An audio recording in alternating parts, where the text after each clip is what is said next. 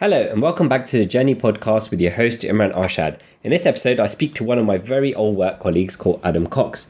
We talk about the importance of mindset and how it allowed him to turn from an introvert into an extrovert with lots of confidence, helped him found and run a successful radio PR company, and how he later on in life transitioned into becoming one of the most popular hypnotherapists in the UK, who now has his own practice on Harley Street. Welcome back to the podcast. Today, guys, I've got someone interesting, or someone who I think is interesting, joining us today. And it's the first non-automotive person I've had on this podcast. I did say at the beginning of this series that we would be delving into other industries and people from different backgrounds. So, Adam, would you like to introduce yourself and tell the audience what it is that you do? Sure. Yeah. So my name is Adam Cox. I'm known as a hypnotherapist. So I have a practice on Harley Street. And for the last 5-6 years, building up a practice where I've been specializing in addictions and phobias and weight loss, and have started building up a bit of a name and having high profile clients, and just kind of helping people change certain key elements in their life. Certainly not where I started, and for me, you know, we mentioned just before the show, like going back a lifetime ago, we were working in the same place in media. And, you know, I think even back then, you know, I was talking to you about psychology and kind of mindset and things like that. And I kind of had this feeling that was always a passion. That was always, you know, something that was a calling in some way. And it took me to kind of build my business, my main business, which I created when I was 23 years old, was a PR company. And on paper, I should have been, you know, more than content with that. I had a successful business, building up, you know, a property portfolio and things like that. But actually, it was my intuition saying, no, you've got to be doing something else here, that led me at the age of about 37 to qualify as a clinical hypnotherapist. And actually, that just ticked a lot of boxes for me. And what was a struggle in other areas of my life became really easy to get success, relatively speaking, in the area of hypnosis. Cool. So we touched on it just a little bit there, that me and you worked together. I think it was around 2001, 2002, for a radio PR company, and how we've gone on completely different paths. But what I want to do is delve a bit deeper into you, how it started in school, what did you think you were going to do when you're older, and kind of just take us through your career path and how you've ended up where you are. Yeah. So I was quite a shy, introverted teenager. I had an interest in, I didn't know the term personal development at the time, but I had an interest in that. So even at the age of kind of, you know, 10, 11 years old, I was going into my local library, reading books on speed reading and memory, mnemonics, and, you know, the ways in which I could improve myself. I was kind of interested in sport and nutrition, relatively young age. And what I've learned in hindsight is that back then I had this belief of not being good enough. So, you know, it kind of was an obvious solution to the problem of, well, if I'm not good enough, how do I make myself better? You know, which is the positive side of having that belief. Mm-hmm. So that's where the curiosity, the interest came from. It led me to doing a psychology degree in Luton. And my first year at Luton University wasn't a good one. You know, I had severe anxiety. I was effectively a recluse for about 6 months in my first year of university. I didn't leave a tiny bedsit because the level of social anxiety that I had was so high that the idea of just leaving the apartment, you know, I had a heart rate monitor. You remember those little Polar ones with the chest strap? It was like beating up to about 200 beats per minute, just like the idea of leaving the apartment. So for me, it came to a crossroads where I had to kind of think, well, I can't live like this. You know, I now work with lots of people with different phobias. When your phobia is people and the world's got 7 billion people in it, pretty limiting in terms of what you can and what you can't do. So I had to get over that barrier. The good thing for me is that I acknowledged that at some level I was creating it myself. It wasn't something that was happening to me. It was something that I was kind of creating in myself based on my beliefs, based on my recurring thoughts, based on where I was focusing my attention on. So it led me to read a lot of books on anxiety, psychology, changes. So things like hypnotherapy and NLP and things like that.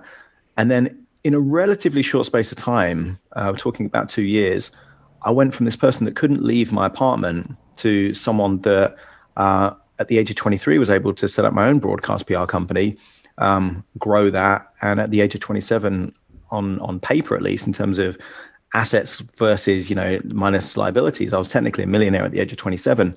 But that became only possible because I changed my relationship with fear. And I was able to go from a very anxious state where I was being paralyzed to a very resourceful state where I was kind of arrogant. I kind of felt like I could do anything. And then at that point, that was just me changing my own psychology. And then that business grew. But I must have been about 6-7 years ago. I kind of thought, well, look, why is it that I'm so passionate about this area and not really doing anything with it? And that's what led me to create my own hypnosis practice. Yeah, so I just want to interject there and say that when I met you was just after university. I guess you just graduated, and EMR was probably your first or second job, or one of your first jobs? Second job. So I'd spent about 9 months at a radio station called Chiltern FM, which was a reasonable sized radio station, selling advertising. I was basically appointment setting for senior members of the team. So I read a lot of books on sales, but basically I failed in that environment. When I joined EMR, I was at this weird crossroads where I had spent all my savings, I had no assets. I had this weird dichotomy in the sense that I knew I was destined for good things, but I hadn't achieved anything at that point. So when I joined EMR, I adopted this kind of personal development, mantra of fake it till you make it. So I didn't have any confidence. I didn't have any skills as such.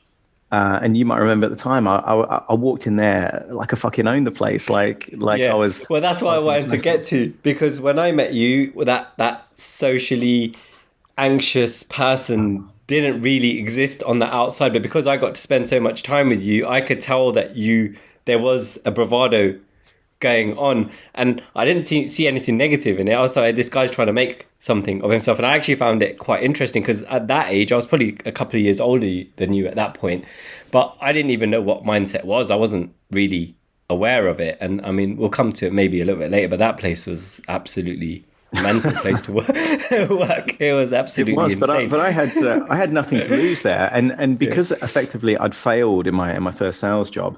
And this was, as you remember, like a high pressured environment, all about results. And, I read it for what it was, a mad place, but very results orientated. And I looked at it and said, right, well, they're not going to give a fuck about my academic past, previous employment CV. All they care about is, can I put money on the board? So I became hyper obsessed with being hyper competitive and succeeding in that environment. And you're right, it was a bravado. There was this like really shy, insecure, introverted, boy basically that went into an environment that was hyper competitive, required people to get results and kind of sell and pitch and all these things that are naturally aligned with an extrovert, a real people person. And I wasn't that person, but I was willing to do something so far out of my comfort zone to acquire skills that I didn't have yet, because I had a feeling that these skills were going to be useful.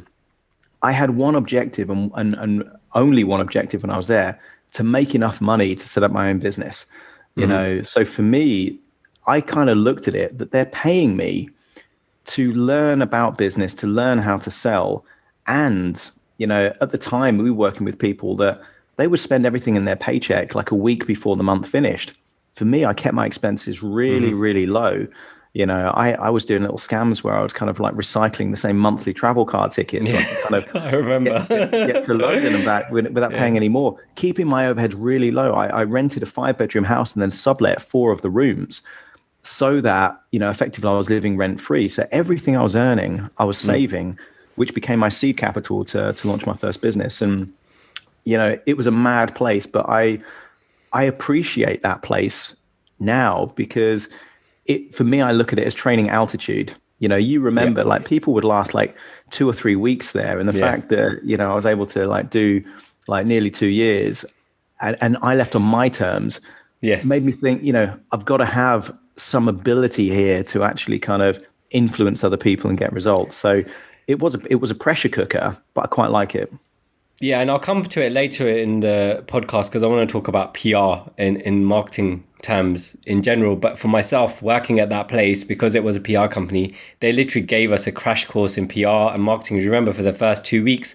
And in those 2 weeks, I learned so much that honestly, I've been applying what I learned in those 2 weeks going forward, even up till now. I did not know the power of PR until I'd been at that place. And yeah, it was very high pressure. I think you were there for 2 years. I think I was there for 1 year.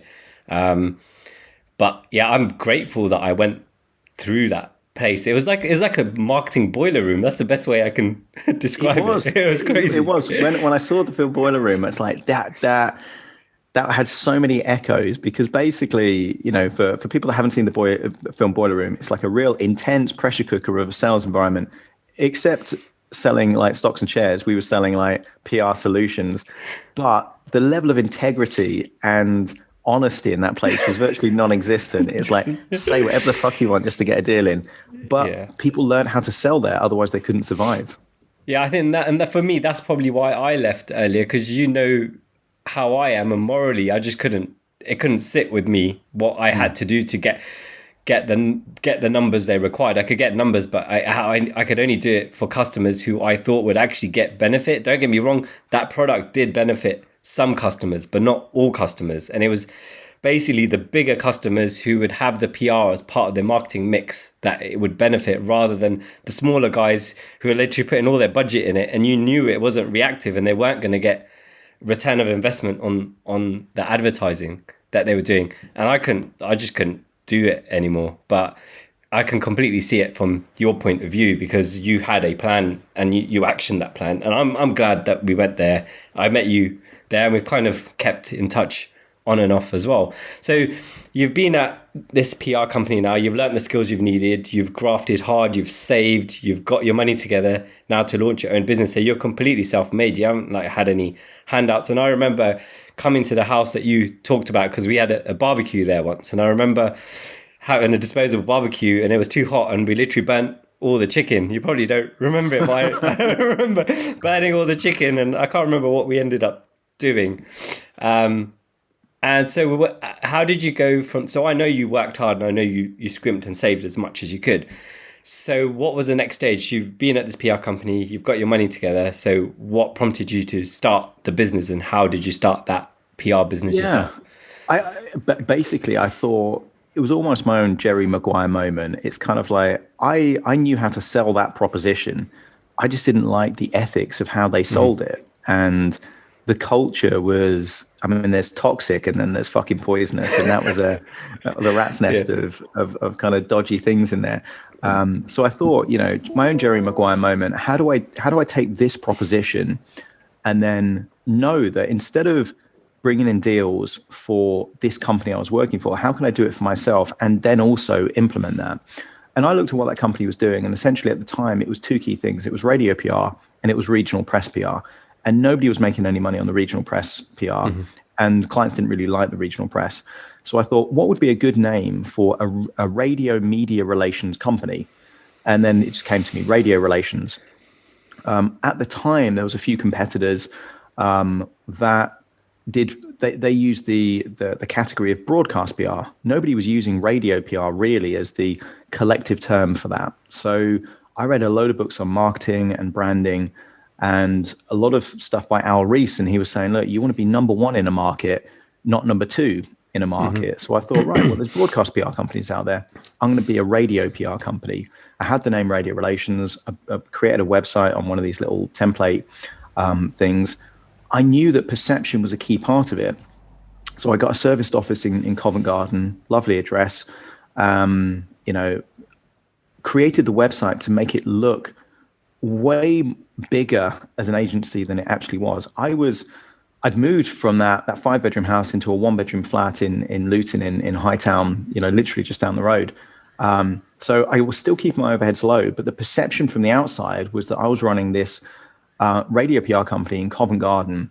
Actually, I was running it from a 1-bedroom flat in Luton, and I bought a phone number which had 4 zeros on the end, so it made it look like a massive kind of corporate company.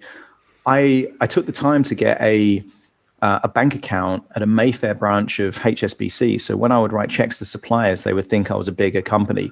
And I was just looking at it obsessively of how can I use the principles of perception to change that perception. And I was also limited in the sense that they had a restricted covenant clause in the contract, which prevented me to work for a competing company for 6 months. So in that 6-month period, I was just getting my ducks in a row. I was lining things up. I was working on the website, working on the pricing, working with lawyers to get the contracts so I could actually implement the services, trying to find loads of databases to build loads of contacts. And then when I started, I just went for it. I knew how to sell. I got, and if you remember NTL at the time, that telephone company, NTL at the time for consumers, they had this package where you could make unlimited national and local phone calls for like £30 a month or something. I was a one-man boiler room. I was smashing that phone. I was pitching nonstop. And I had 2 radio, like talk-based radios, LBC and 5 Live in the background to create this little bustle, because it was like there was no noise in this, this flat. And I was creating the illusion of this like vibrant PR agency in Covent Garden. It was a 1-bedroom flat. My first client, they did a campaign. It was 5K plus VAT. And I remember all the mail was redirected from Covent Garden to this little flat in Luton. And that first check that came in for £6,000, and I was like, wow, I could do something here. And then I got Panasonic as a client, and then I got this German vacuum cleaner company, and then I got this butcher's dog food. So we're talking big brands. They thought I was a massive agency. I called myself an account director, even though I was running the company, because I wanted them to think of me as one person who was an employee at this bigger company rather than the person that did it. And I got them to agree a 7.5K deal. And then while the campaign was live, I got them to increase the budget to 25K. Meanwhile, I'm paying £400 a month in rent in this little 1-bedroom flat in Luton. And it blew my mind, because I thought this could be bigger than just me. I could do this. So then my goal became accumulate enough money to buy a commercial property, because I had no intention of renting commercial property, because then I don't have the asset. So weirdly, we're talking like 2 years of me, like, weirdly on my own, like pitching in an empty room. Literally, my only interaction with people was like go to the gym at the end of the day, and then go back and then sleep, and then like the whole thing again, just like so focused on generating money. But my goal was to buy a commercial property, and I found an auction site. There was a property that came up in Boreham Wood, which I liked because it was closer to London from where I was. It was in Zone 6. But so it was part of the travel card zone, but equally it was affordable because it wasn't in central London. And it was an old, kind of, let's say, the upper floor of a Barclays bank. So it was a decent amount of space, but it looked awful. Like there was shit in the toilets. They used a dartboard area. Oh my God. And my first property I bought was at auction. So I was in Covent Garden again for an auction. I'd never bought any property at all, let alone a property at auction. Anyway, I want this property. I bid, I get the property. And then right then and there, they're like, well, you've bought the property now, you just have to complete. They asked for my debit card. They took 10% of the property value then and there. And they said, look, if you don't complete in like 21 working days, you lose that 10% deposit. And wow. So non-refundable. Okay. Yeah. So I had to find a lender, pay me the rest. And then when I had the property, there was no electricity, there was no heating, there was no carpets, there was nothing in there. It turned out that it was going to cost me £80,000 to kit this empty property out to make it even usable. I didn't know about rates and refuse and all this kind of stuff. And all I could think of is, I'm going to have to get on the phone and sell more.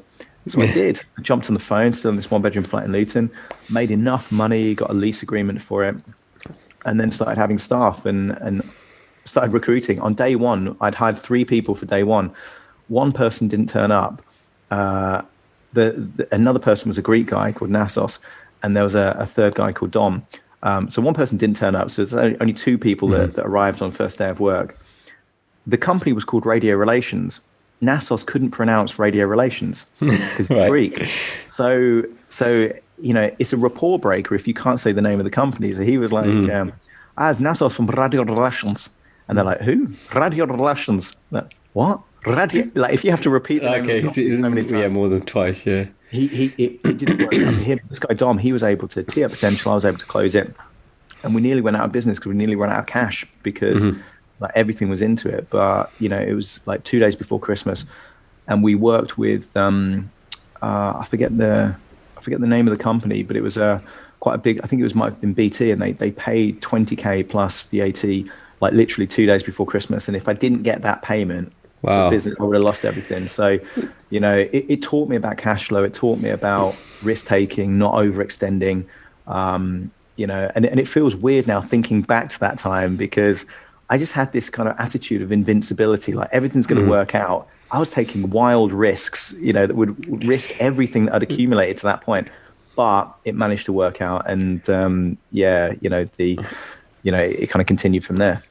I often think the difference between failure and success is those very small moments and how you react to it. Because I think in entrepreneurship, and especially when you're at the beginning of your journey, I don't play poker, but I can imagine it's like, I would equate it to poker in terms of you have to hold your nerve and you have to believe fully in what you're doing and that's going to pan out. And I'll be honest with you, even like 5 years, 10 years into a business that's doing well, when you're making big jumps and big changes, you are faced with those same risks that you had at the beginning of your career, but the value of the risk is just increasing all the time. So every time we've had to make a jump to a bigger property or investing in plant or machinery or whatever, like the figures just get bigger and bigger, and it's really scary. So that moment that you're talking about when that 20 grand didn't come in, that's where a long time before that people would have folded. But this is why you're in the position that you're in now from my perspective. And I think most entrepreneurs that I speak to or my friends that have done it have all had those sort of pivotal moments where they're almost like down to nothing, all in, and something has to happen to keep it going. At this point, I just want to mention as well, because people who don't understand about the radio PR, you've got the side that you're doing, which is the selling, but you've also got the creative side that you have to do and then pitch that to the radio stations. So when you're a one-man band for that long, you're doing both of those jobs. I was everything. I was the bookkeeper. I was the accounts receivable. I was everything. And weirdly, I had those two different brands representing. So if you remember EMR and Extracts, I had radio relations and independent media news. And I don't know if you remember the film Fight Club, where he's kind of got this split personality. Yeah. The way that I was describing it to the clients, in my head, I'd created this empire of like Covent Garden-based company. There's a team of people in IMN. There's a team of people on the client side. So I would use that. I'd created that reality. So when I was speaking to the clients, that's the reality that it was.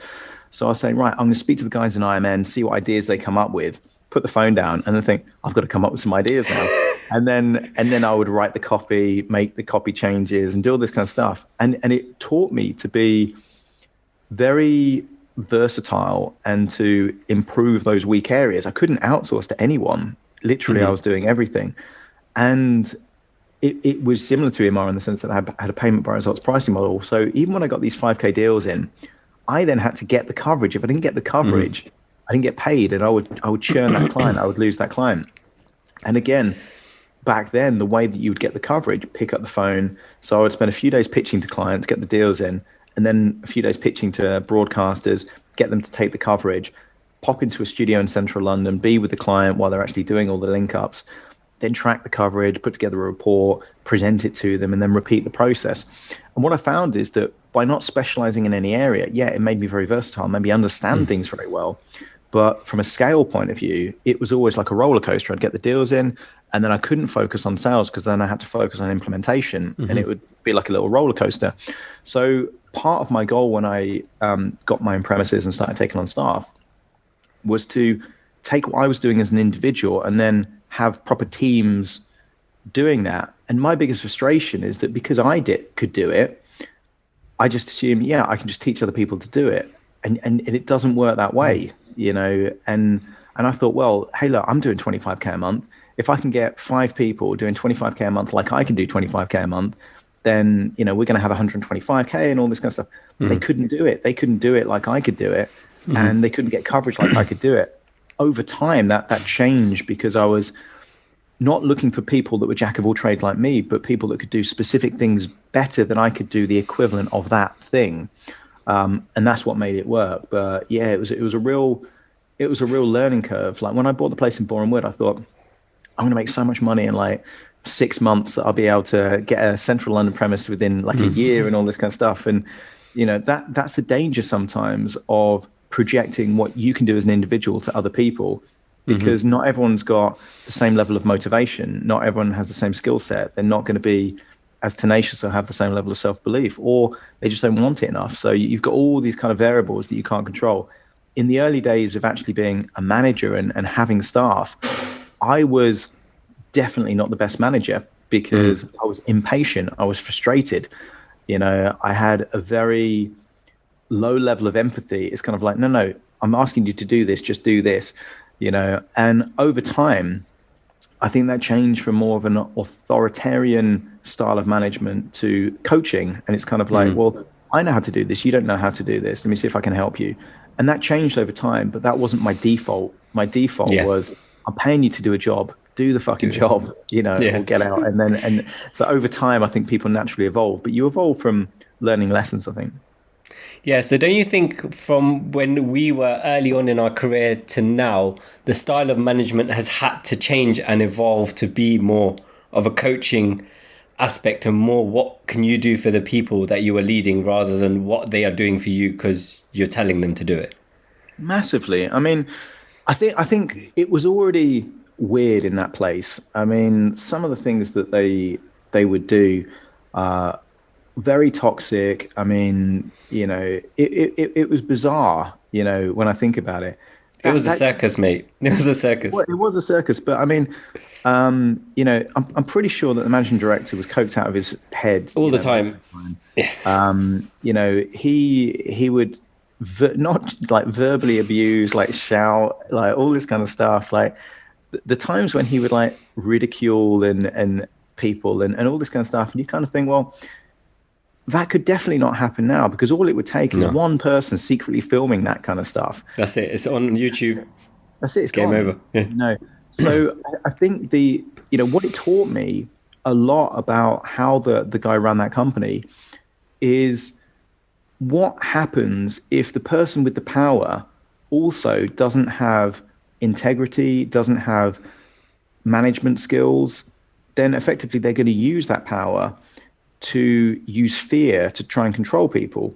Back then he got away with it, you know, but I definitely don't think you could use that now, because I think it's a different time, it's a different culture. And I think, you know, I mean, the length of time that people would stay there, even good people, would be very, very short. Because if the people were good, they'd think, well, why the hell am I accepting this, tolerating this? And if they weren't, they'd be fired. So you just had this constant revolving door.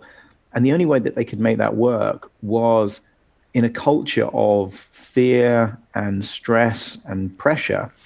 But that led to very much short-term decision making, which then led to a massive churn of clients, because the clients have no continuity and things like that. So, you know, I think the objective of the guy was literally to fuel his drug habit and kind of fuel his own ego. I think he was a very broken man that, you know, had some serious like mental health issues. But while he had the deals coming in, while he had this kind of status, that was meeting a need that he had. And I kind of, it's a tragedy in a way, except the guy was so unlikable that I don't feel sorry for him at all. You know, it's yeah, because the business was good. It was a good business. It was like the place itself. I'll try and describe it to the viewers. It was like an old sausage factory. Is that correct? In King's Cross, and it was converted. It had like seats made out of minis and like a river flowing over your head, which ended up into a waterfall coming into a pond. Had trees you'd walk through. It was absolutely crazy. But Yeah, so it kind of it had the look of like a Charlie Chocolate Factory kind of vibe to it. It was kind of like a bit of a weird place, and actually that did give the perception of being like quite a cool, creative kind of media company. But actually, when you looked at the proposition and you looked at the culture, it was rotten to the core. It was fundamentally broken, and that's why for me I thought, well, there's a good business here, but the way it's being run and the way it's being sold and the culture, I could run this business better. And within 4 years of me setting up my rival business, that business had gone bust. And there were stories of the guy kind of embezzling money out of like Bank of Canada in the Bahamas and all this kind of dodgy stuff. But for me, I just thought, I could see the writing on the wall. And when you can see a good business managed very poorly, there's an opportunity there for people. So anyone listening to this, like, and they're having their own Jerry Maguire moment, thinking this is a great proposition run very badly. There's an opportunity, definitely. There's definitely a big opportunity. So while we're on the subject of PR, I just want to get your take on the importance of PR in a whole marketing mix, because as I said, I learned a lot from that place and I've applied it going forward. And I think a lot of people don't appreciate the power of PR, and now it's become even more important with the advent of social media, because effectively PR is on social media as well. So how do you apply PR to your business? Because obviously you have to apply it to what you're doing to get yourself customers. I would say there's two main ways that I look at it. One, perception is reality. How people perceive a business to be is kind of how that business is. So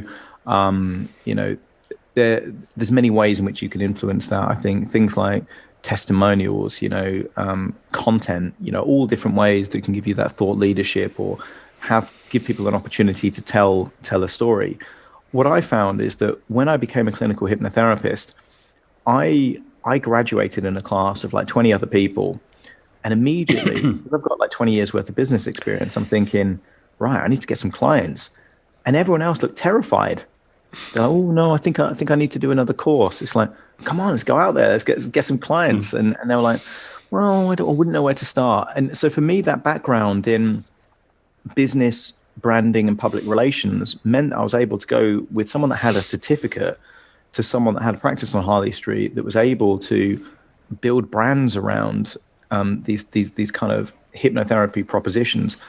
And one of the key things that elevated my brand was PR. So I would utilize my knowledge of PR and utilize the knowledge of the media are looking for experts all the time. They need content. So I was willing to comment on, Katie Price being addicted to Coke. I was willing to talk about Adele's weight loss, and I was able to offer free hypnotherapy sessions to celebrities in exchange for them, taking a picture or kind of sharing their experience. So for me, being able and willing to do that meant that from the outside in, it didn't look like I was a part-time hypnotherapist. It looked like, I've just kind of waltzed into this industry and shook the whole thing up. Because when I started, I was thinking, right, here I am, where was I, like 36, 37 at the time. It's gonna take me ages to kind of build clients. No one's gonna pay me what I want to be paid. I'm gonna have to lose money.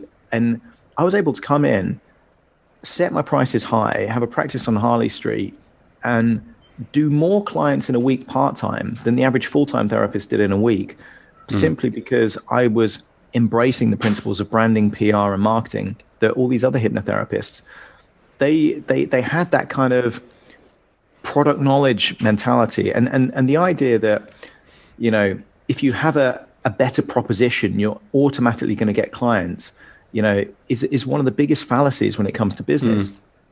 McDonald's is not the best burger, okay? No, not by a long way. Not even close. But they've got good marketing systems. They've got good logistics. They've got ways of kind of enabling them to serve a lot of people rapidly, and they're meeting those needs.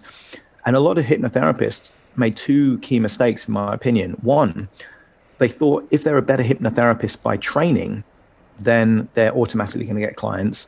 And in my experience as a hypnotherapist, you become a better hypnotherapist by being in front of clients and helping people. So over the last few years, I must have seen like 600-700 clients, either in workshops, over Zoom calls, face to face. Because I mean, you know me, like I don't dabble. Like if I'm in, I'm in. You're all in, yeah.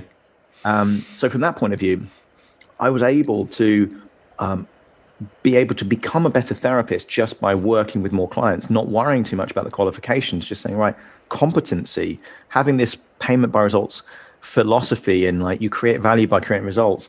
That's kind of ingrained in me now. So for me, that was a key part.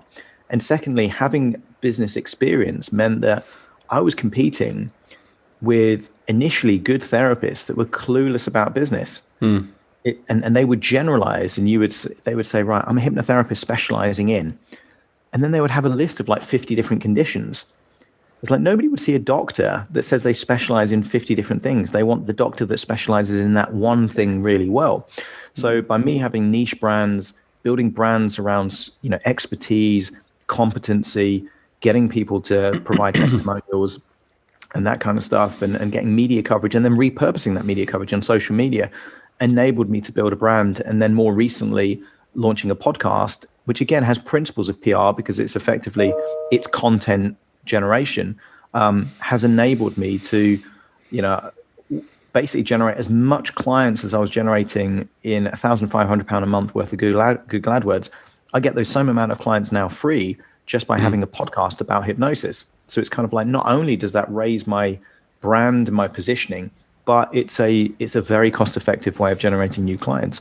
And I think the average person, certainly not just in hypnotherapy, but in any industry, they forget how important those other business skills are to grow the business, and they just focus on that core proposition. Yeah, that's a default. You have to have a good product or a good service.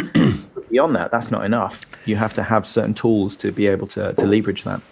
Yeah, I've always said that it doesn't matter. You can have the best product in the world, but if people don't know about it, it really doesn't make a difference. And it's part of the reason why our Even Chewy brand has been so effective, because we have built a market leading product, but we have market leading marketing as well to go with it. And when you align both of those two, like you have with your skills and your marketing, it takes you to places where other people will start floundering, because in our industry, you'll get engineers who make amazing products, but they don't know how to sell or market or do PR or talk to people. And that's where they will be let down, because the product can be the best in the world. It technically can be amazing, but if you don't get it out there, you're never going to be successful with it.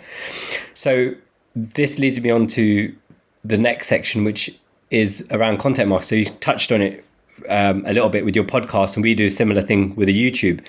But apart from the direct sales that gets you, what I've found is the collaboration opportunities that it gets you and the status it gives you in that industry is amazing, to the point now where I believe it's because we've been in YouTube and we're visible and people can see what we're doing. They trust us more. But not only that, other brands like even BMW will now invite us to PR events where we can go and drive. And that's never happened in our industry. A tuner has not been invited to BMW to drive a new M3 at launch. And I wanted to ask you, have you found that from your podcast as well? Yeah. So for me, the podcasting journey that I went on was a bit strange in the sense that I accidentally became a radio presenter. So I was looking for additional studio space, knew a radio station had downsized and they had extra studio space, met the MD, went for lunch, and then it turns out that it wasn't right for renting it for the kind of stuff that I needed. But he said, look, if you're going to do any recording that we could also use as content for the show, then we'll do it. So I did an episode where I interviewed the head of cybersecurity for a major cybersecurity brand about how the psychology of hackers using curiosity, using fear, using all these kind of psychological principles to get people to click the link or reveal their passwords. And it was quite an interesting episode. And then the guy said, right, when's the next episode? So I accidentally became a radio presenter. The reason why I moved that radio show to podcasting is because, in my opinion, they did something that I thought strategically wouldn't make sense. So they had a radio station they didn't have a lot of advertising revenue, so they decided to charge for the content. They put a paywall on the radio station. And I thought, in an era of podcasts and YouTube, who's going to pay for content on a radio station? But I love doing the show, and it gave me the ability to collaborate, network. I was getting loads of speaking opportunities by interviewing these people on my radio show. But I wasn't willing to justify to keep doing the radio show if there wasn't going to be an audience. So I thought, right, part of the deal was I would do the radio show for free in exchange for I keep all the intellectual property. So I was able to launch my first podcast, which is a year old today, Modern Mindset, with 100 episodes already in the bank. So that's a nice place to start if you've got to have regular content. Mm-hmm. For me, I found that Modern Mindset gave me the key benefit of networking, because if there was anyone that I was interested in interacting with, if you reach out as a bit of a fanboy and you say, "Oh, hi, I really love what you do. Can I be your friend?" Like it's weak as shit, you know. Whereas if you say, "Look, I've got a show and I think you'd be an amazing guest," and then you do half an hour of kind of interviewing them, that immediately changes the dynamic. And then what I was finding is that they were then inviting me on their podcasts, or they were inviting me to speak at their events. So the benefit I got from Modern Mindset was mainly networking and positioning within the personal development industry, as you know, being alongside all these different people. When the first lockdown happened in March, I had a practice in Harley Street, and I was seeing a lot of clients. Like, my evenings and my weekends were filled with like non-stop hypnosis clients, and I knew that was going to pretty much grind to a halt, at least until I convinced people to do things over Zoom and Skype instead. Yeah. So I thought, right, what if I create a podcast around real hypnosis, so that two things. One, all these, let's say, recordings that I've done with all these clients up to that point, I could then repurpose that audio, still respecting the confidentiality of the client because it's my voice they're hearing, but also keep myself creative by coming up with new content. So I launched a podcast called The Hypnotist. And for the first 2 months, it was doing nothing. I was getting like 5-10 downloads a day. And then I was watching the Bradley Cooper film Limitless. I don't know if you've seen it. And, I have, of course I have. NZT. And I was watching it and I thought, you know what? I mean, it's a very average movie. Great premise. Great concept. I love it. I love that film. Yeah. And I remember thinking, you know what I'm going to do? I'm going to create a hypnosis session inspired by the movie. So basically, you know, you through the hypnotic language, imagine that you're the Bradley Cooper character. You receive a pill, you do it, your brain's firing in all cylinders, and you can think quicker and all this kind of stuff. And I put that on social media and said, like, I've done something a bit different. Done a hypnosis session based on a movie. What do you think? And I had like 100 requests for it. And I was like, oh, okay, it's like interesting. Onto something. And then I did it based on Inception. And then I did it based on like a few other movies. And then I did it based on a few books about wealth, like Richest Man in Babylon and The Alchemist and things like that. And it was really popular. And all that did is it got it enough traction for me to appear on charts. And then when I was on the charts, I was getting organic reach. And now it's doubling in size every 3 months without me having to do anything. If I don't do a single social media post, I'm still going to double that, you know, every 3 months. And for me, that's what's great about that, way more than getting clients effectively for free, is that two key things. One, I get to, you know, my goal from a hypnosis point of view is to be the world's most innovative hypnotist. So in order to be, you know, innovative, you've got to test stuff out in a very experimental way. I'm not going to be willing to test stuff out on a paying client, because if a client's paying me, they deserve whatever, based on my skill and my knowledge, is going to create the best possible outcome for them.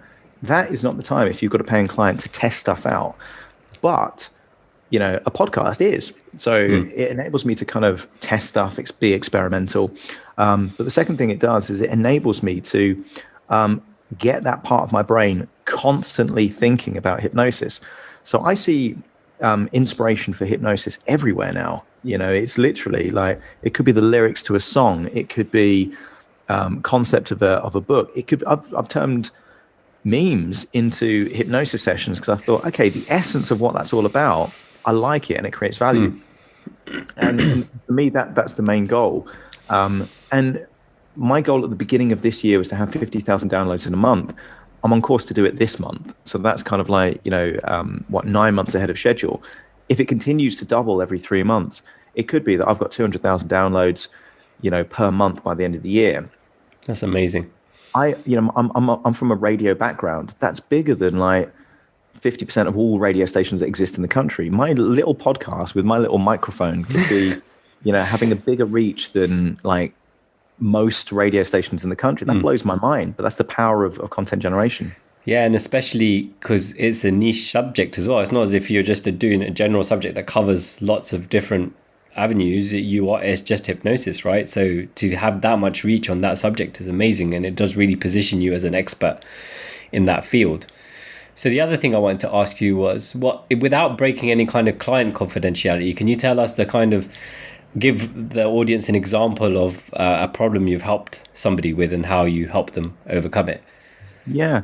So, I mean, I do a lot of work with phobias.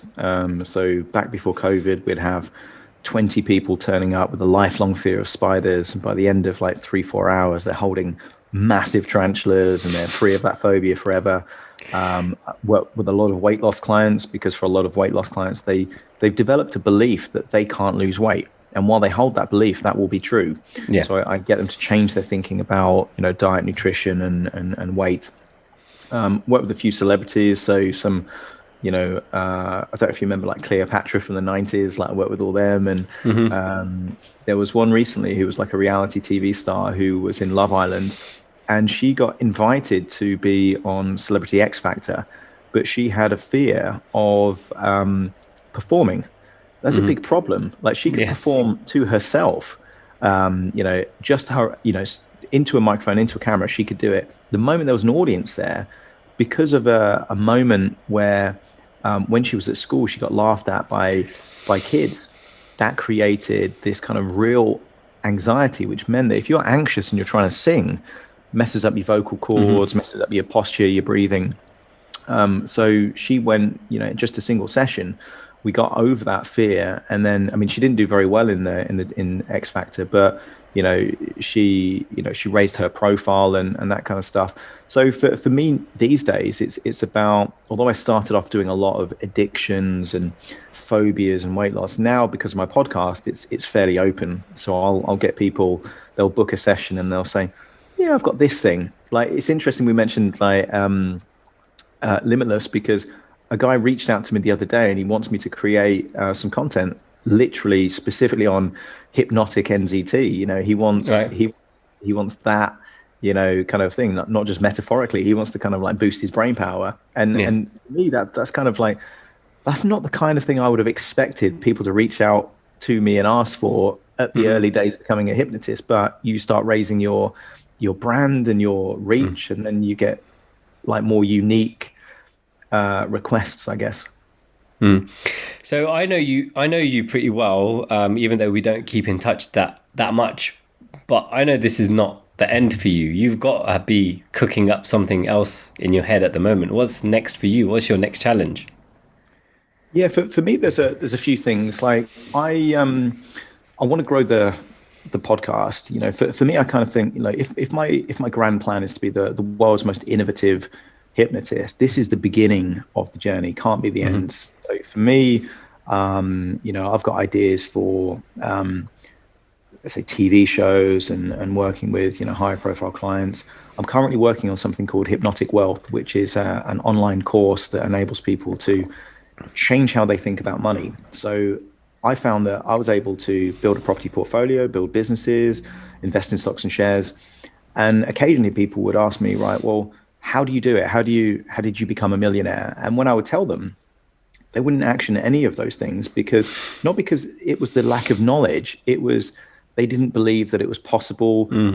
They had fears. There's all these blocks that kind of get in the way. So for me, Hypnotic Wealth is the next big thing that I'm working on. So that my goal is to have at least 10,000 people in the world that I help to become millionaires, simply by shifting mindset in the specific areas of their life that are limiting their ability to create wealth.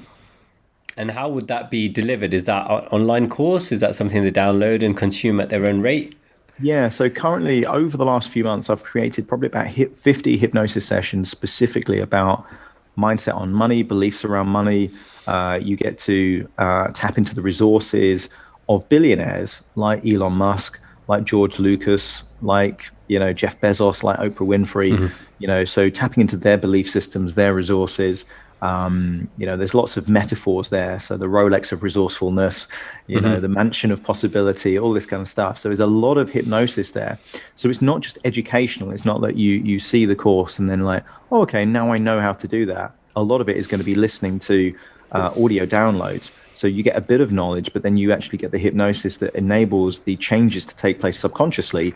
So you actually think different things and make different decisions, because unless people think differently and do differently, you can have all the knowledge in the world, but nothing's really going to change. You have to actually, where the rubber meets the road, to use a motoring metaphor, is where the action takes place, and if people don't do things differently, nothing's going to change.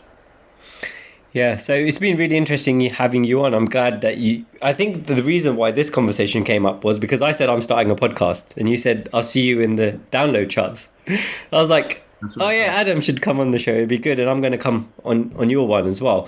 But before we kind of wrap everything up, let people know where they can find you. So if they're interested in what they've heard, they can come and check your podcast out. If you've got any websites you want to shout out, social media, just let us know where to find you. Totally, yeah. So if my first podcast is Modern Mindset. So any podcast platform, look for Modern Mindset with Adam Cox. You'll hear a future episode with Imran very, very soon. The Hypnotist, you can look in any podcast platform for that one, where there's about 150 odd hypnosis episodes completely free of charge. I charge a few £100 an hour, so you're getting hypnosis with me completely free on those podcast platforms. My own website is adamcox.co.uk. I have a weight loss website, hypnoslimming.com, a phobia website called phobiaguru.com, and an addiction website called addictionexperts.co.uk. Okay, that's great. So you got no plans for putting anything on YouTube? Because I don't think you put your content on YouTube at the moment, do you? Yeah, no, I do. So I'll send you a link to my Okay. YouTube thing. So I've got there's two key things I put on my YouTube channel. So one is some of the popular hypnosis episodes I convert into video files and put them on there. And also the episodes of Modern Mindset go on YouTube as well. But for me, I've decided that podcast is going to be my main platform. YouTube, yeah, I'm growing the audience. You're like nowhere near like the level of subscribers you have, Imran, but it's about 700 subscribers right now. It's growing, but you've got to. Mate, I have no doubt you'll be at like 100,000 very soon. Yeah, well, I'm up for it. Because I see some of these hypnosis videos on YouTube, and they've got like 4 or 5 million views, and I'm like, that's crap. That's awful. Like, I can do so much better than that. But people have got to find you, and the way the algorithms work on YouTube, it's going to take some time. But I'm in it for the long game. Yeah, you just have to keep throwing stuff on there. That's what you have to do. Just regular content, like just pick a schedule once a week, twice a week, and just be consistent with it. And YouTube will take notice of you for sure. Adam, I'd like to thank you for coming on. I know you're, a couple £100 an hour, so I feel like I've taken a bit of revenue away from you. But thanks for coming on. Hopefully people can be inspired by not only your journey, but by what you do. And if anyone feels they need any kind of help and hypnosis might help, please check Adam out. Awesome. Imran, thank you so much. Thank you, Adam.